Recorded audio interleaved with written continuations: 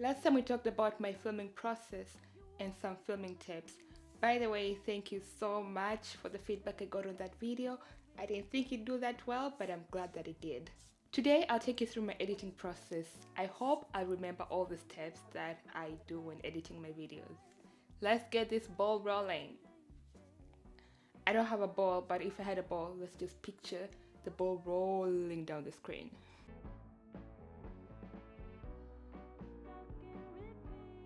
Mambo, we have new members. Karibuni sana. We are glad that you've joined the bintimalu squad. I know that name is a bit cheesy, but let's just roll with it for now because I can't find a better name. Glad that you subscribed, and I hope that we'll interact sometime in the near future. My editing process is intense for most people. When I talk about most people, I'm referring to my friends and my sister. Usually I take 2 days at minimum to edit a video, and then I post it on the 3rd day. And the process can take anywhere from 2 days to a week, so sometimes a month if I'm feeling very lazy. I work full time, so when I say a day, I'm referring from anywhere from 4 to 5 hours. So in general, I will take about 8 hours to 10 hours editing one video. Now, let's go through my editing process. So the first thing I do is I transfer my footage from my SD card to my hard drive.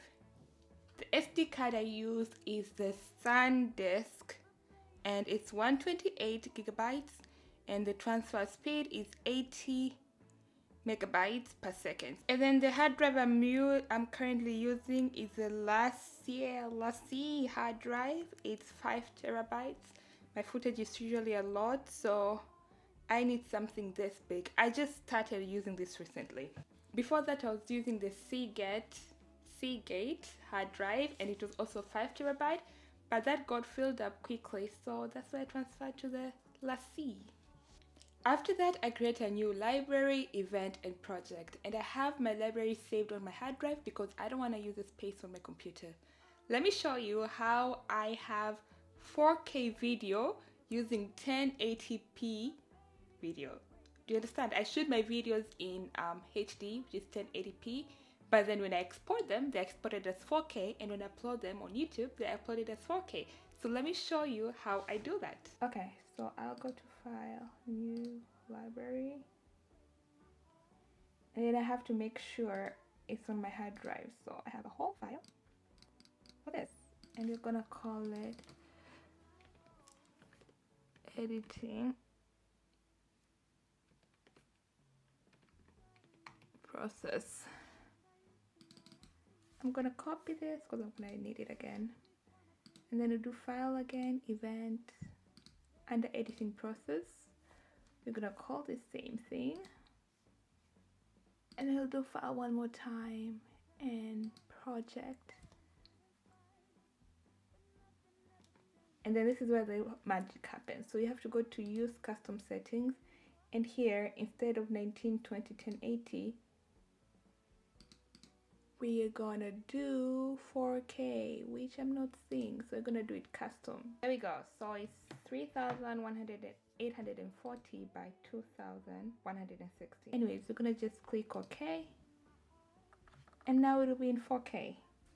Once that is done, I import my file of footage. I simply click on the footage and then drag it to Final Cut Pro, and then I add a filter or try to color grade. But mostly I use filters because my color grading game is terrible. However, if you're trying to learn how to color grade, check out 𝚜𝚐𝚑𝚎. I don't know how to say his name, but 𝚜𝚐𝚑𝚎 video on color grading. I will have it linked down below, and I think it's a good starting point if you're trying to learn how to color grade. After that, I go through my clips for the first time and cut out all the arms and the footage of mistakes that I've made. So these are called bloopers. And I then create another project and I name it Unused Clips, and then all that footage or clips that I cut out of the main project, I will transfer it to the unused clips. And sometimes I post the bloopers on my Instagram profile, so if you're not following me on Instagram, this is the time. bintimalu.com is my username. After I've gone through the footage and cut down every unnecessary clip or anything like that, I will add my intro and outro. Then I edit again. When I say edit again, I mean I go through the footage again, and this time I add the text, I add music, I add transitions, and any other effect that I want on that particular video. And then I go through the clips one more time. If everything is okay, I export my footage to MP4 so that I can be able to upload it on YouTube. Please make sure that if you're trying to get the 4K footage, you export it as 4K. Here's how you do it if you're using Final Cut Pro. Alright, so first I will go to File and then Share, and we'll have to choose Apple devices 4K. And then under Settings, make sure it is better quality. I really don't touch this. And then here it should be 3840 by 2160.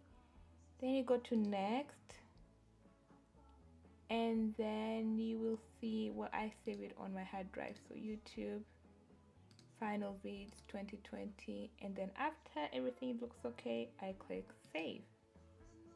That's the summary of my editing process. I know this will change as I continue to edit videos, but now it works pretty well. My main points or my main tips when it comes to editing a video: make sure you use non-copyrighted music and make sure you use visible fonts. Thank you so much for watching this video. Remember to keep spreading the African love. Kwaheri!